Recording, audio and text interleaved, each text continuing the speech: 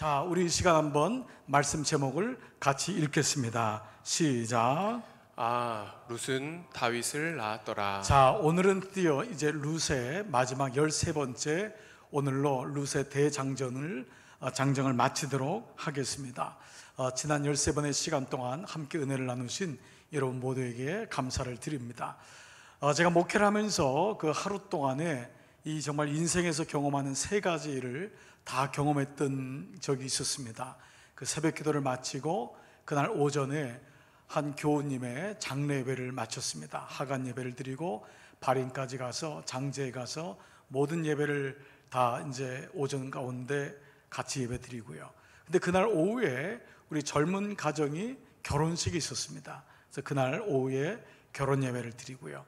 그리고 이제 집에 들어와서 좀 쉼을 갖고 있는데 그때 그 아기를 낳으려고 하는 가정이 있었는데 좀 기도가 필요하다고 해서 그 산부인과에 가서 밤늦게 같이 기도해주고 마침내 아이를 낳아서 아이를 품에 안고 기도해줬던 그런 기억이 있습니다. 그야말로 하루 동안에 아침엔 장례 예배, 또 오후에는 결혼 예배, 저녁에는 아이의 탄생을 보는 그런 일을 경험했죠. 그 예배를 드리고 돌아오는데 인생이 참 이와 같구나. 어찌 보면 일장춘몽이라고 하루에 모든 일이 다 진행되듯이 정말 인생은 누군가 떠내보내야 되고 또 새롭게 인생은 또 한 가정이 시작되기도 하고 그런 가운데 한 생명이 새롭게 탄생되는 이것이 인생이구나. 그런데 오늘 이 룻기를 보면서 우리는 마치 이 세 가지 일, 인생의 전부를 보게 됩니다. 여러분이 아시는 대로 룻기 1장은 장례식에서 출발하죠. 엘리멜렉이 죽고 그래서 그의 아내와 또 그의 또 두 아내, 두 아들 죽고 그래서 그 남은 나오미 그리고 두 이방 여인 자부 오르바와 룻이 장례식장을 쓸쓸히 지키는 그 모습이 바로 1장의 모습이었죠. 자, 그 모습이 4장에 가니까 룻이 보아스하고 드디어 결혼하게 되는 그러한 모습을 보게 되고 마지막 4장의 마지막에는 그 둘 사이에서 오벳이라고 하는 아이가 탄생되는 그 일이 바로 룻기의 전부입니다. 그래서 룻기는 1장에서는 울음에서 시작했지만 4장에서는 웃음으로 끝나고요. 1장에서는 장례식으로 끝났지만 4장에서는 결혼식으로 끝나고 1장에서는 곡으로 끝났지만 4장에서는 그 아이에 대한 탄생 그리고 모든 이웃들의 그 축복과 웃음소리로 끝나는 또 1장에서는 무너진 가정사라고 한다면 4장에서는 하나님의 회복된 구속사로 그야말로 1장과 4장은 너무도 드라마틱한 반전의 그 인생 같은 모습을 보여주고 동시에 무엇보다 룻기는 하나님의 구속사라고 하는 그 구속의 드라마가 4장밖에 안 되는 룻기에 고스란히 들어가 있는 것을 보게 되는 것입니다. 자, 우리는 이와 같은 때에 우리는 지난주에 연출자의 기쁨이 되는 배우라고 하는 말씀으로 우리가 룻과 보아스 그리고 등장인물에 대해서 말씀을 나눴습니다. 자, 그 말씀이 4장 17절 말씀이었습니다. 같이 한번 읽겠습니다. 시작. 그의 이웃 여인들이 그에게 이름을 지어주되 나오미에게 아들이 태어났다 하여 그의 이름을 오벳이라 하였는데 그는 다윗의 아버지인 이새의 아버지였더라. 자, 이게 누가 나왔죠? 오벳. 오벳이 누구냐? 오바드와 엣이라고 하는 합성어로 섬기는 사람, 한마디로 말하면 종이라고 말씀을 드렸습니다. 그 오벳을 기준으로 해서 그 오늘 족보는 바로 오벳의 전 조상들 그리고 오벳의 다음을 이어갈 후손들 그래서 어디까지 가죠? 다윗까지 가는 것이 바로 오늘 족보의 마지막입니다. 근데 오벳이 누가 나왔어요? 룻이 나왔거든요. 그래서 오늘 제목이 바로 룻이 다윗을 낳았더라. 룻이 다윗을 낳았더라. 바로 이 말씀이 오늘 이 최종적인 말씀이라 할 수 있을 것입니다. 자, 그래서 이 룻이 낳은 오벳을 통하여서 이 족보의 전과 후가 나눠지는 하나님의 전체 구속사를 조명하고 있기 때문에요. 오늘은 이제 룻기의 마지막이기 때문에 우리는 오늘 이 5절밖에 안 되는 족보를 통하여 4가지의 질문을 던져보면서 함께 이 족보의 말씀을 마무리하고 묵상하도록 하겠습니다. 자, 첫 번째 질문은요, 왜 룻기의 족보는 이 룻기 책의 마지막에 나왔을까라는 것입니다. 여러분, 이것은 아는 대로 모든 성경에 나온 족보는 책의 앞부분에 나옵니다. 여러분 신약 성경의 마태복음 족보는 아예 1장 처음부터 나오고 누가복음도 전반절 3장에 나오고요. 또 구약에서도 창세기 족보도 앞부분에 나오죠. 또 역대상 역대하도 대부분 앞부분에 나오고 그 사람들을 설명하는데 유독 족보가 나온 책 중에서 룻기만이 맨 마지막에 나옵니다. 여러분 어찌 보면 룻기는 지난주까지의 말씀으로 마무리가 된 것으로 봐도 무리가 없어요. 그런데 룻기 저자는 왜 이 족보를 마지막에 넣었을까라는 것입니다. 이게 마치 뭐 같냐면은 영화를 다 본 거예요. 그래서 진짜 감동받았다 그러면서 일어나서 나가려고 하는데 잠깐 그러면서 자막에 중요한 사람들 이름이 쭉 나오는 그것까지 읽어야지 나갈 수 있다. 이게 읽어야지만 이걸 봐야지만 영화가 끝난 거다라고 하는 그런 느낌. 근데 거기 나오는 이름 가운데 마치 꼭 내 이름이 나올 것 같은 그런 느낌. 그리고 마지막 나온 사람이 다윗이라고 하는 이름으로 마지막이 끝나고 있는 거죠. 자, 이런 의미에서 본다면은 오늘 이 말씀은 이 처음만이 아니라 이 마지막에 등장한다는 것은 족보를 통해서 주시고자 하는 메시지가 있다는 것이죠. 보통 족보는 죽은 사람의 이야기 아닙니까? 근데 그래서 앞에다가 얘기하고 살아있는 사람의 얘기를 그 다음에 하는데 이 얘기는 뭐예요? 살아있는 사람 얘기를 먼저 하고 죽은 자의 이름을 맨 마지막에 한다는 것은 룻기는 살아있는 말씀이다. 이 말씀과 더불어 그 첫 번째는 뭐냐 하면 바로 앞으로 진행될 새 역사의 시작, 바로 이라는 것을 얘기하고 있습니다. 이 족보를 통해서 새 역사가 시작되고 있다. 룻기는 여기서 끝난 것이 아니다. 이제 비로소 새 역사, 새로운 창조의 역사가 시작된다라는 것입니다. 병아리가 알에서 나와야지, 나비가 번데기에서 나와야지, 생명도 기쁨도 고통을 통과해야지 되듯이 여기서 끝나는 것이 아니라 이제는 새 역사가 시작된다라는 것이 첫 번째 이유이고요. 그 두 번째는 그야말로 끝난 게 아니다. 저도 늘 조심하고 말하지 말아야 될 것 중에 하나가 뭐냐 하면 이제는 끝이야. 다 끝났어. 우리가 참 이런 말을 많이 하면 너무 실망되면은 모든 게 끝났구나. 이런 일들도 경험할 때마다 사실은 아직 끝난 게 아님에도 불구하고 우리는 먼저 자조적인 말로 내 인생은 끝났어, 모든 게 문이 닫혔어 라고 생각할 때가 많은데 이 룻기의 마지막은 뭐냐 하면 끝난 게 아니다. 이것은 바로 하나님의 시작이 이어진다. 하나님 역사의 이어짐, 바로 이 말씀을 하고 있는 것입니다. 룻기는 여기가 끝이 아니라는 거예요.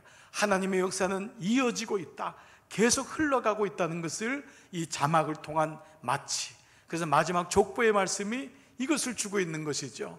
여러분 이런 의미에서 보면 우리는 이 믿음은 우리 인생하고 많이 비유하지 않습니까? 인생과 믿음, 믿음과 인생.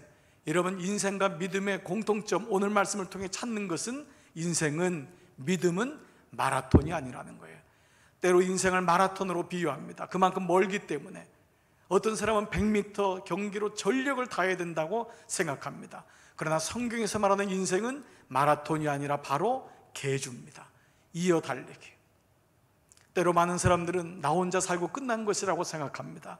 그러나 그렇잖아요. 인생은 이어져 가는 것입니다. 내게 주어진 요만큼의 인생을 살면 또 그 인생이 이어지는 것처럼, 이거는 꼭 생물학적인 의미만을 얘기하지 않습니다. 이것은 인생은 하나님께서 계속해서 당신의 역사를 이어가는 것처럼 내게 맡기신 그 영역을 열심히 달리고 그 영역의 바톤을 넘겨주는 것입니다. 나라도 마찬가지입니다. 한때 잘 살았던 나라가 있지만 없어진 나라들이 얼마나 많이 있습니까? 우리나라 고난받는 나라였지만 오랫동안 이어져 왔던 것은 하나님의 은혜였고 앞으로도 이어져 가는 것이 그 이유인 것입니다. 교회도 5년, 10년 동안에 잘 되는 교회가 있습니다. 그러나 교회도 30년, 40년, 50년, 60년 주님이 오실 때까지 믿음의 대가 끝까지 이어지는 것, 이것이 귀한 교회인 것입니다. 그렇습니다. 이런 의미에서 믿음과 인생은 이어달리기고 동시에 내게 주어진 구간 속에서도 바로 2인 삼각경기라는 것입니다. 함께 가는 것입니다. 나 혼자 열심히 달리는 것이 아니라 더불어 배우자와 함께, 자녀와 함께, 믿음의 공동체와 함께, 부모와 함께, 때로는 짐이 되기도 하고 때로는 같이 가지 못하고 속도를 맞추지 못하는 연약함이 있지만 같이 가는 상생의 믿음, 이것입니다. 교회는 이 세상에서 혼자 달리는 것이 아닙니다. 세상과 더불어서 함께 달려가는 그 배려의 마음, 믿음의 마음, 이것이 바로 상생이듯이 인생과 믿음은 바로 이어달리기과 동시에 2인 삼각경기라는 것을 오늘 이 족보가 맨 뒤에 나옴으로 믿음은 앞으로 계속 이어진다라는 것을 말씀하고 있는 것입니다. 자, 두 번째 질문은 뭘까요? 이런 의미에서 왜 오늘 족보는 족보의 시작을 베레스로부터 시작했을까? 왜 족보의 시작을 베레스부터 시작했을까? 여러분 오늘 18절 보면은 이 말씀이 나와요. 베레스의 계보는 이러하니라. 베레스가 헤스론을 낳고, 그러니까 베레스부터 시작하는 거예요. 자, 우리는 이 족보를 너무 잘 알고 있잖아요. 이왕이면은요, 믿음의 조상 아브라함 몇 절만 추가하면은 아브라함이 이삭을 낳고, 이삭이 야곱을 낳고, 야곱이 유다와 그의 형제를 낳고, 유다가 다말에게서 베레스를 낳고, 그렇게 시작해도 될 터인데 왜 하필 베레스인가? 4장 12절에도 그 룻을 축복할 때 뭐라고 하죠? 라헬과 레아같이 여호와의 집이 세워지고 베레스와 집과 같이 되기를 바란다. 이 베레스를 두 번이나 얘기해요. 사실 우리는 이 베레스를 알고 이것이 어떤 의미인지를 알기 때문에 그렇지, 베레스를 처음 들은 분, 모르는 사람은 더 이상 듣고 싶어 하지 않는 사람이 베레스라고 하는 이름입니다. 왜요? 베레스의 아버지는 유다지만 그 베레스의 어머니는 유다와의 며느리 관계에 있는 다말이기 때문입니다. 그런데 오늘 룻은 굳이 베레스를 다시 등장시킵니다.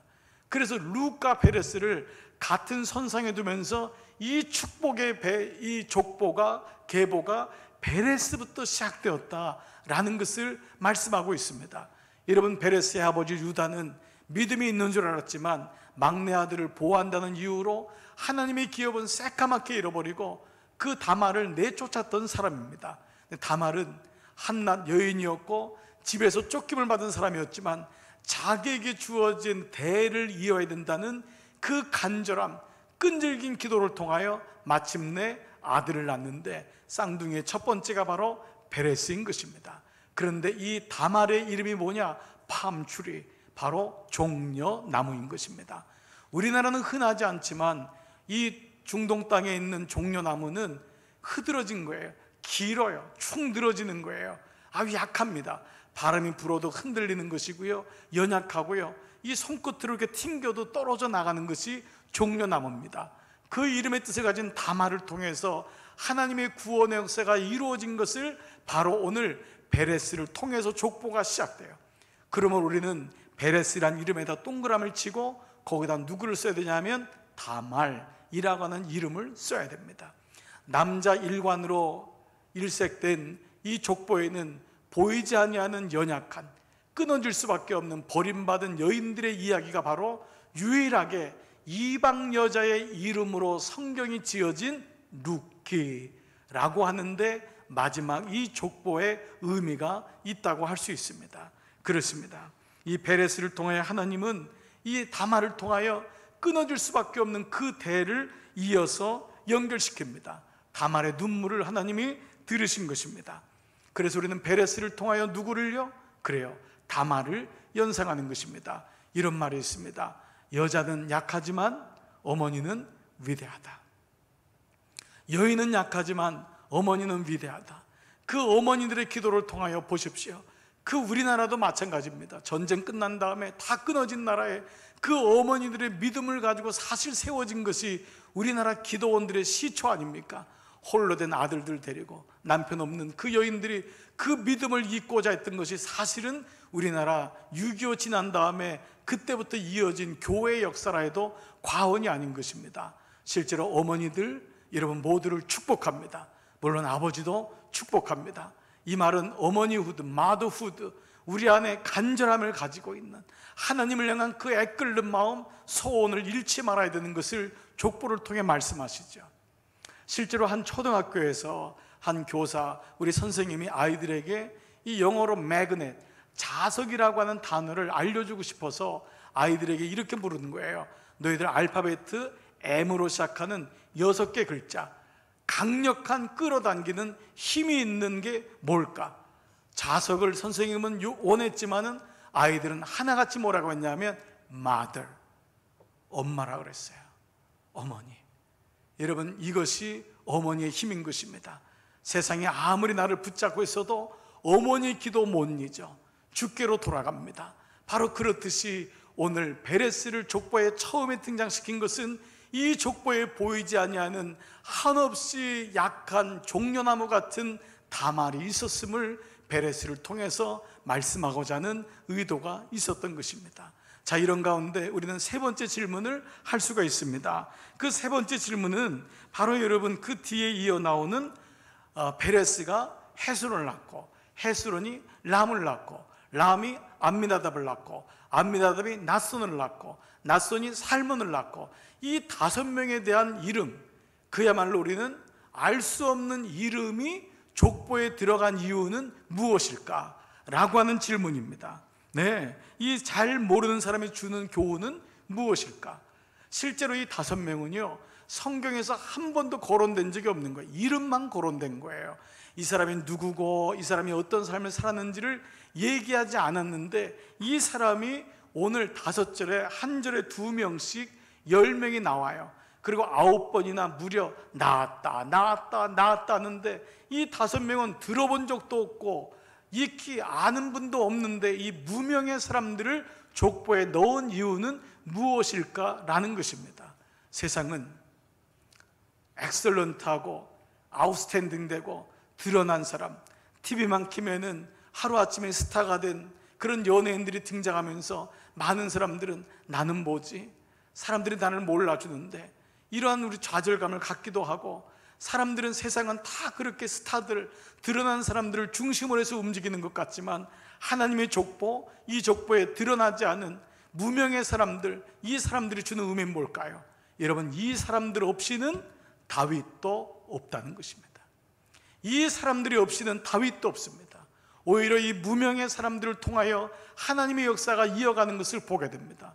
실제로 저도요, 지난 시간 목회를 하면서 가만 보니까 앞에서 애를 쓰는 분들이 물론 당연히 정말 귀한 분들입니다. 근데 교회는요, 많은 분들이, 소리 없는 분들이 참 많이 있습니다.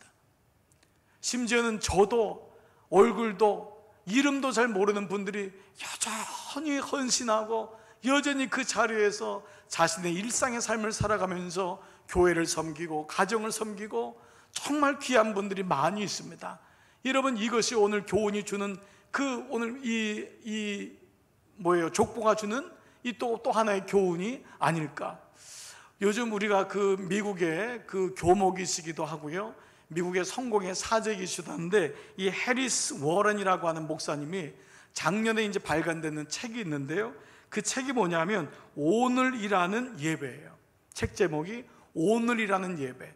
근데 그 책 제목의 부제가 뭐냐면 사소한 하루가 어떻게 거룩한 예전이 될 수 있는가. 사소한 하루가 어떻게 거룩한 예전이 될 수 있는가. 참 이게 의미 있는 말 아닙니까 여러분? 이번이 마치 코로나를 예전이나 예상이나 했듯이 우리가 살아가는 그 사소하고 일상의 평범한 하루가 어떻게 거룩한 예전이 될 수 있는가 돌아보니까 정말 이것이 삶이 예배가 되지 않는 이상은 하나님은 그것을 거룩하다 여기지 않는다 라고 하는 일상을 돌아보게 되는, 우리 작고 지나치게 되는 그 하루하루의 삶이 결국은 모아져서 내일이 되고 그것이 하나님이 기뻐 받으시는 예배다라는 거죠. 그래서 이 책에서요, 이분이 이제 이를테면 이런 얘기를 한 거예요. 아침에 일어났을 때 자명종 소리에 깨어 일어나 그 침대 정리를 할 때에 마치 나에게는 이것이 예배의 시작을 울리는 종소리 같이 느껴진다. 얘야, 드디어 오늘 하루라고 하는 예배가 시작되었단다. 아침에 일어나면 또 하루가 시작돼. 잠도 못 잤네. 피곤하네 라고 하는 푸념이 아니라 그 종소리가, 그 벨소리가 나에게는 오늘이라고 하는 예배를 시작하는 예배로 부르는 콜링, 차인벨 소리로 들린다는 것입니다. 그렇게 시작하여서 목욕탕 가서 그 화장실 가서 세수를 하고 머리를 감고 혹은 샤워를 할 때 오늘도 어김없이 베풀어 주시는 세례의 예전, 하나님 오늘도 나에게 물로 축복을 주시고 또 성령의 세례를 줘서 힘을 주시는군요.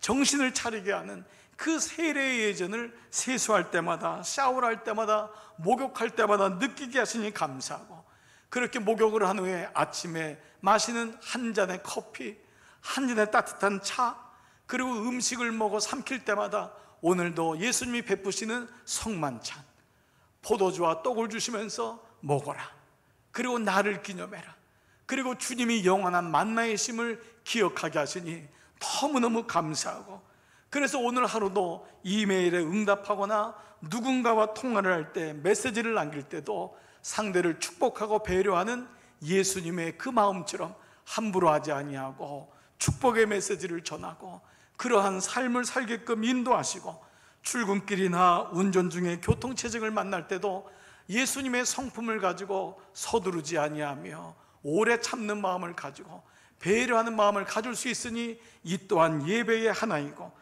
하루가 마감되어 다시 침대로 들어가 안식할 때에 마치 예배의 마지막 축도를 통하여 하늘의 복과 땅의 복을 받는 감사와 감격, 평안을 느끼니 오늘 하루의 모든 예배가 마치게 되었습니다. 그는 하루의 일상을 거룩한 예배구나, 하나님을 조금만 인식할 수 있다면 이것이 예배구나라는 것을 깨달았기 때문에 그는 이렇게 말해요. 우리의 작은 일상이 하나님께 드리는 최상의 예배가 되도록, 우리의 작은 일상이 하나님께 드리는 최상의 예배, 이것이 진정 그리스도인이 드려야 될 예배자의 모습이라는 것입니다. 여러분 이미 알다시피 우리는 코로나로 인하여 이번 벌써 두 번째 멈춤이 시작되었고 한 달 이상이 예배를 드리지 못하는 참 안타까움을 갖고 있습니다. 여러분도 너무 마음이 아프시겠지만 저도 주일날 아침마다 너무 마음이 답답하고 안타깝고, 그러나 부디 정말 일상이 예배되기를 원하는 그 마음을 가지고 오늘 이 시간 3부 예배도 여러분이 그렇게 드리리라고 믿습니다.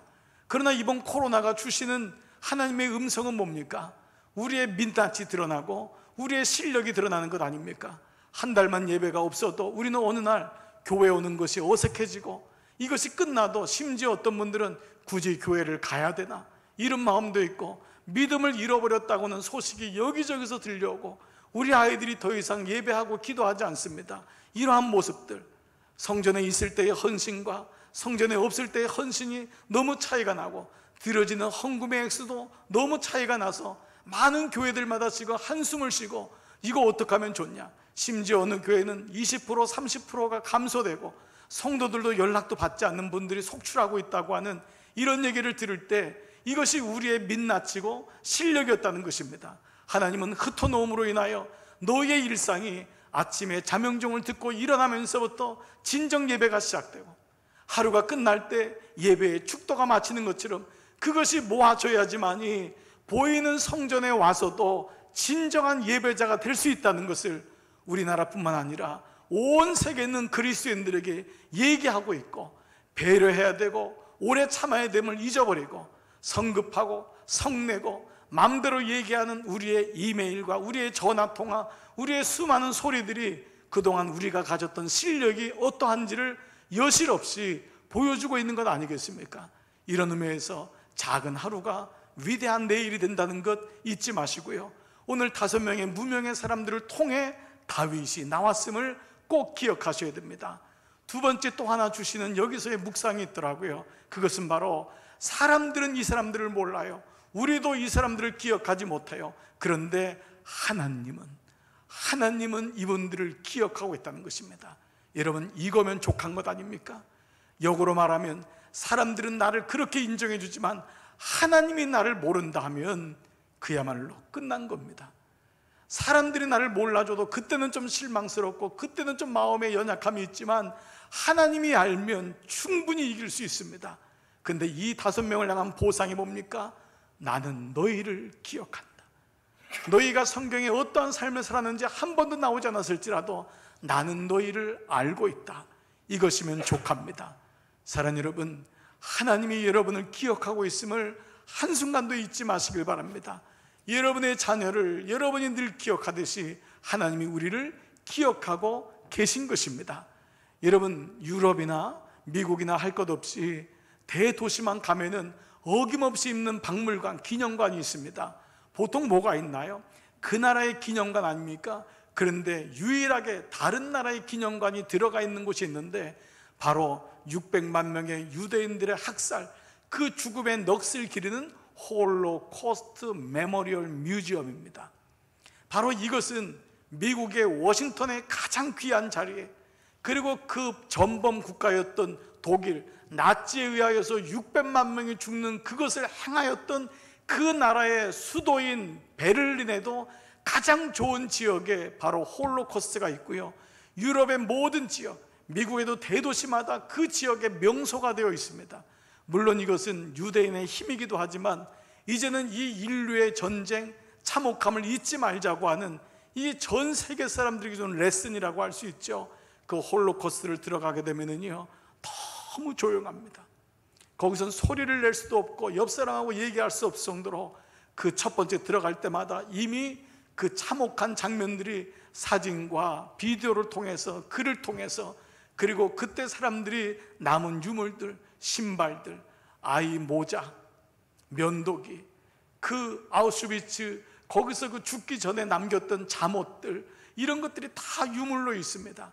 그 유물을 보면서 사람들은 너무너무 경악을 합니다. 인간이 이렇게 잔인할 수 있을까?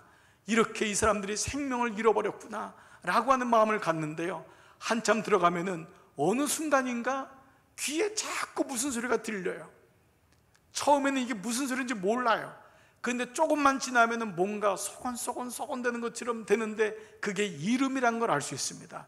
에이브라함, 제이콥, 모시즈, 아이작, 제레미야, 이런 이름들이 계속 나옵니다. 그 이름이 누구냐면 바로 600만 명 죽은 사람들의 이름이 365일, 지금까지 1953년에 베를린에 이 홀로코스트가 세워진 이후로 계속되면서 그 사람들의 이름이 모든 전 세계에서 울려 퍼지는데, 그때 제 마음속에 너무 큰 감동이 온 것은 그것이 하나님의 음성이었어요. 하나님이 그 비참한 죽음을 하나님은 알고 있다는 것입니다. 그 어린아이의 죽음, 젊은이들의 죽음, 그 노인들의 죽음, 그 죄 없이 죽어갔던 그 사람들의 이름을 마치 마이크를 통해, 스피커를 통해 나오고 있지만 그 이름이 마치 하나님께서 그의 이름들을 부르시는 그 장면처럼 느껴졌던 것입니다. 그렇습니다. 하나님이 기억하고 계십니다. 오늘 이 아침에도 여러분이 어떤 자리에 있든지 비록 사람들이 모른다 할지라도 하나님이 여러분을 기억하고 있음을, 여러분을 통하여 하나님의 계보가 이어지고 있음을 꼭 기억하시기를 주님의 이름으로 축복합니다. 자, 이런 가운데 이제 마지막 우리에게 있는 질문은 자연스럽습니다. 이 마지막은 나는 끊겨져 있는가, 연결되어 있는가? 나는 이 족보로부터 끊겨져 있는가, 연결되어 있는가? 나의 인생은 혹시 고여 있는가, 아니면 흘러가고 있는가? 라고 하는 나 자신을 향한 질문이 될 수 있을 것입니다. 오늘 그 말씀이 21절 마지막 절 말씀에서 이렇게 얘기하고 있어요. 같이 한번 읽겠습니다. 시작. 살몬은 보아스를 낳았고 보아스는 오벳을 낳았고 오벳은 이새를 낳고. 우리는 아까 18절에서 베레스의 계보는 이로 아니라 베레스에다 동그라미를 치고 그 옆에 밑줄을 긋고 다말이라고 썼다면, 여기에 살몬이라는 사람에게 동그라미를 치고 우리는 누구를 써야 되죠? 살몬의 부인인 라합입니다. 라합은 몸을 팔았던 기생이었습니다. 성경에 라합에 대한 수식어는 모두가 4번 다 기생이라는 단어를 쓸 정도로 분명히 이 사람은 몸을 팔 수밖에 없었던 연약한 여인이었어요.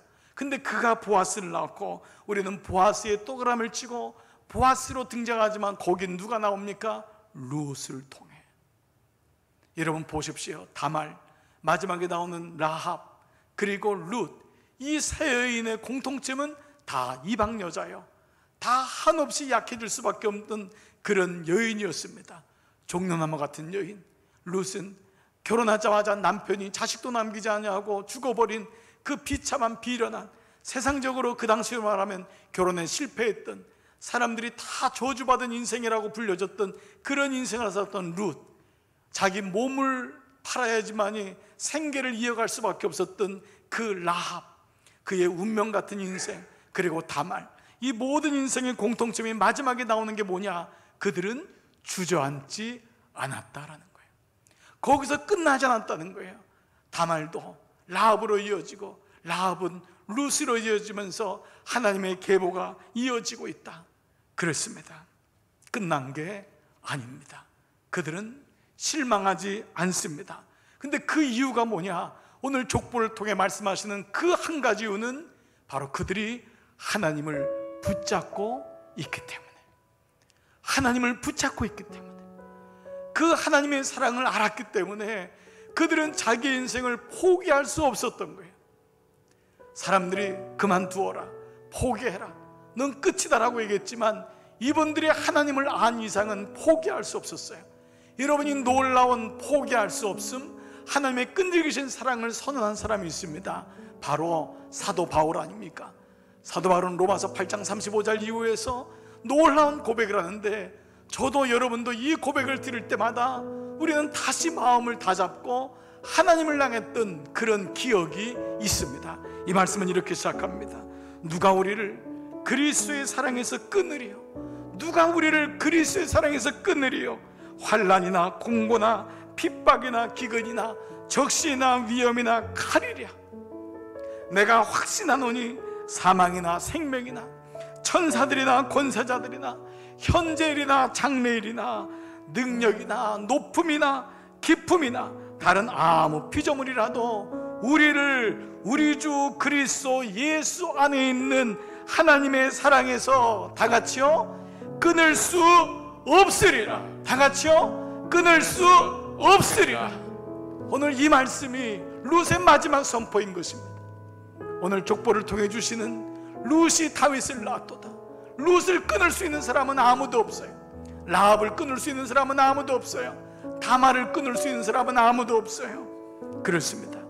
우리가 주님만 붙잡고 있으면은 이 땅에서는 손해보는 것 같고, 이 땅에서는 사람들이 볼 때 행복하지 않고 뒤로 처지는 것 같고, 연약한 자 같고 지는 자 같을지 모르지만은 결국은 족보는 모든 것의 완성을 얘기하고 최후 승리를 말씀하고 있는 거예요. 하나님만 붙잡으면. 그런데 어느 날 내가 하나님을 붙잡은 줄 알았는데 놀라운 걸 발견하게 됐어요. 하나님이 나를 붙잡고 있다는 거였어요. 내가 하나님을 붙잡은 것이 아니라 하나님이 나를 붙잡고 있었구나, 하나님의 은혜였구나. 그래서 룻기의 주제가 헤세드, 하나님의 인애, 하나님의 사랑이었던 것입니다. 어디를 가든지 하나님의 사랑은 룻과 함께 했던 것입니다. 그래서 룻기의 마지막 말씀은 이새가 다윗을 낳으니라. 다윗에게 맞춰지는 거예요. 다윗이 모든 것의 완성이요, 예수 그리스도의 그림자예요. 그런데 여러분, 더 놀라운 사실이 있어요. 룻기는 이 성경의 구약 룻기에서 맞을까요? 여러분, 신약성경이 처음이어야 돼요.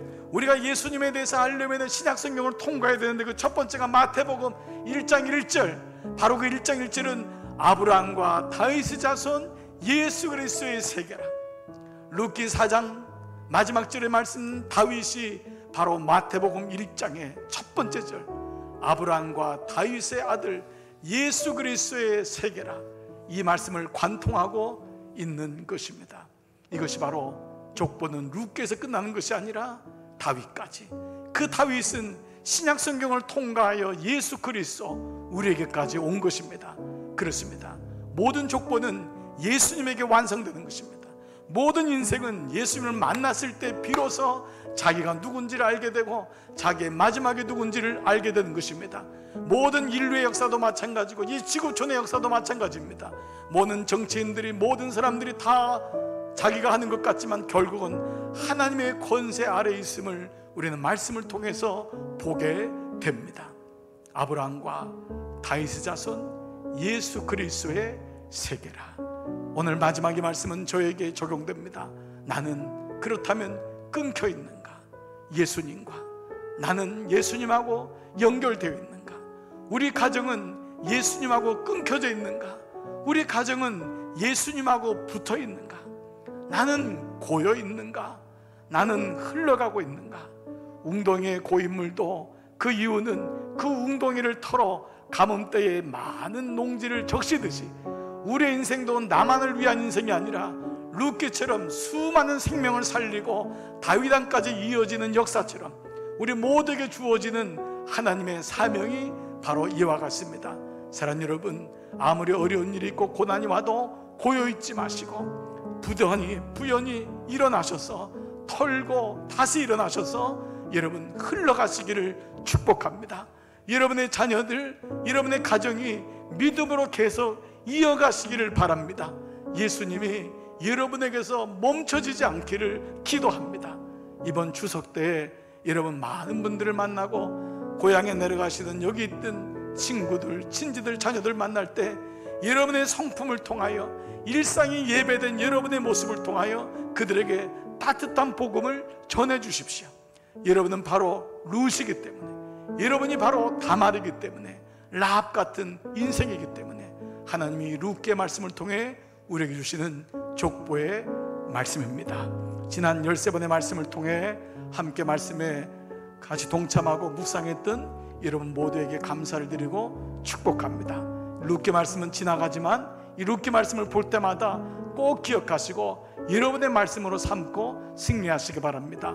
다음 주부터는 바로 룻의 마지막인 다윗, 그 다윗이 쓴 눈물의 편지라고 하는 시편 말씀을 통하여서 말씀의 행전을 계속 이어가면서 오늘의 시대 속에 하나님이 원하시는 마음을 다시 묵상하고자 합니다.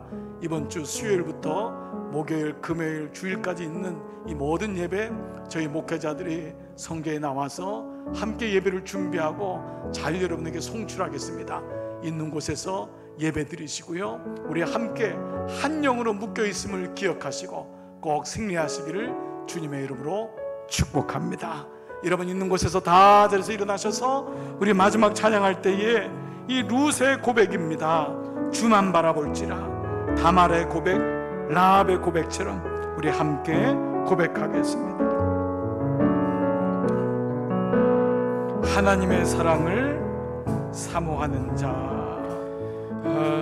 하나님의 사랑을 사모하는 자, 하나님의 평안을 바라보는 자, 너의 모든 것 창조하신 우리 주님이 너를 얼마나 사랑하시는지 하나님께 찬양과 경배하는 자, 하나님의 선하심을 닮아가는 자, 너의 모든 것 창조하신 우리 주님이 너를 자녀 삼으셨네. 우리 같이 고백하며 나가겠습니다. 하나님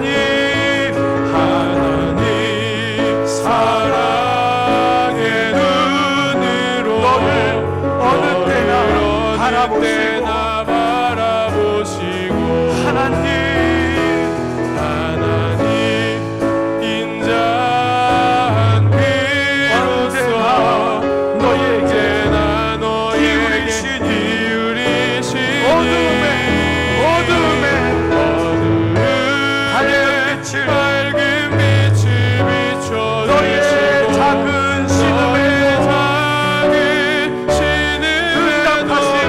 응답하시니 어느 곳에 있든지 주를 향하고 주만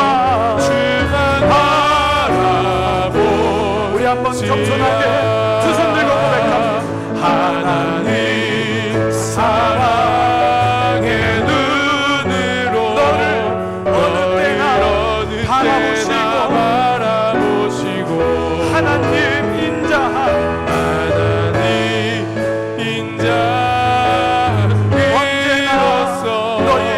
언제나 너에게 기울이시니 어둠의 밝은 빛을 비춰주시고 너의 작은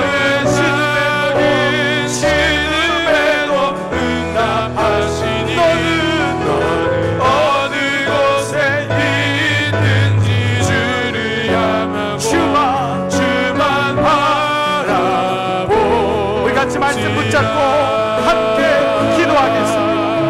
살아계신 아버지 감사합니다. 아버지, 내가 루시입니다. 내가 다말입니다. 내가 라합입니다. 이 족보를 통하여 다시 우리로 하여금 일어나게 하신 것 감사합니다. 어려운 때지만은 믿음으로 꼭 일어나게 하시고, 하나님, 다시 생명이 시작되고 다시 역사가 시작됨을 잊지 말기를 원하옵고 기도합니다.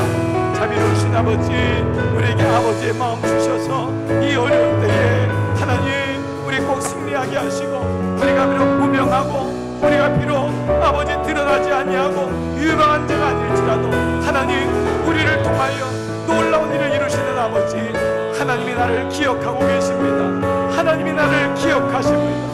하나님이 나를 잊지 않고 있습니다. 주님, 이 마음 가지고 아버지, 오늘도 나에게 믿음이 흘러내려가 아버지, 나의 계보가 이어지게 하시고 예수님을 만나게 하시고 예수님을 통하여 모든 역사가 이루어지기를 원합니다. 전능하신 아버지, 자비로우신 주여, 주의 은혜가 우리 모든 종들에게 임하게 하셔서 아버지 주시는 그 은혜로 승리하기를 원합니다. 아버지, 오늘 이 아침 3예배 드리는 종들에게 아버지 은혜를 도와주시고 이기게 하시고 능히 통과하게 하시고 믿음으로 주만 바라보는 그 은혜가 있기를 원하옵고 기도합니다. 주님, 내가 어렵고 힘들더라 나는 주님을 의지합니다. 주님만 바라봅니다. 주님, 영광 받으시옵소서. 아멘. 하나님 사랑의 눈으로, 하나님 사랑의 눈으로 너를 어느 때나 바라보시고, 하나님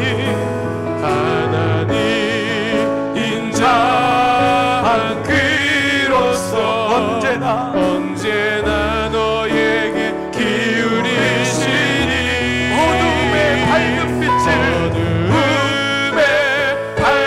빛을 비춰주시고 너의 작은 신음에도 응답하시니 너는 어느 곳에 있든지 주를 향하고 주만 바라볼지라. 주만 바라볼지라.